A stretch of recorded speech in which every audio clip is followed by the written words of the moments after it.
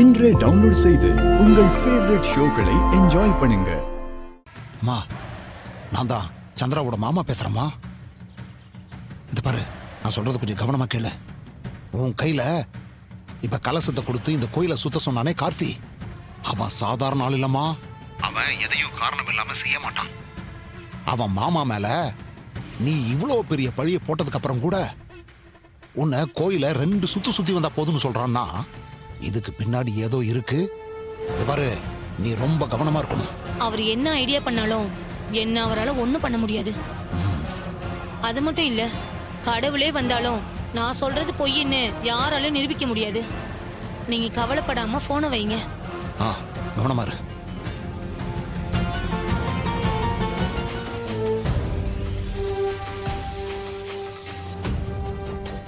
நீங்க சொன்ன மாதிரி கோயில் பிரகாரத்தை 2 முறை சுத்தி வந்துட்டேன். சரிம்மா, நீ போ.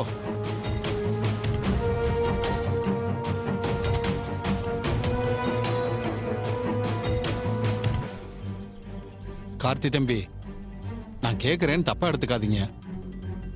எதுக்கு கலசத்தை கையில வச்சுக்கிட்டு கோயிலை சுத்தி வர சொன்னீங்க?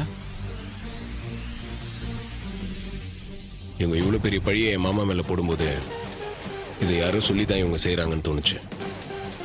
அதான் கோயில் கலசம் மாதிரி ஒன்று ரெடி பண்ணி அதுக்குள்ள ஒரு போனை போட்டு வச்சேன்.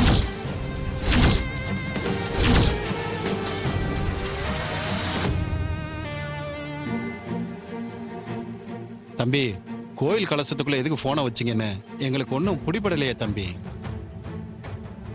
இவங்க கோயிலை சுத்தி வரும்போது இந்த பிளானை போட்டு கொடுத்தவன் கண்டிப்பா இவங்களுக்கு ஃபோன் பண்ணுவான்னு எனக்கு தெரியும். ஸோ அந்த ஃபோன்ல ரெக்கார்டர் ஆன் பண்ணி வச்சிருந்தேன்.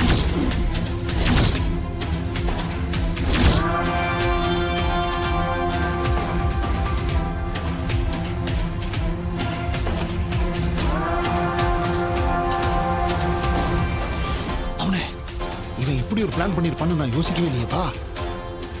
இந்த போன் அந்த கலசத்துக்குள்ள இருந்ததுன்னா அப்ப நான் பேசுனதெல்லாம் அதுல ரெக்கார்ட் ஆயிருக்குமே. சித்தப்பா, எல்லாம் பக்கவா யோசிச்சுதான் ஸ்கெட்ச் போட்டிருக்கான். அவனே, இவன் பெரிய சிஐடியா இருப்பான் போல. எப்படி எல்லாம் யோசிச்சிருக்கான் பாரு. ஐயோ மவனே, இப்ப என்ன பண்றது? இருங்க சித்தப்பா, என்ன பண்றான்னு பாப்போம்.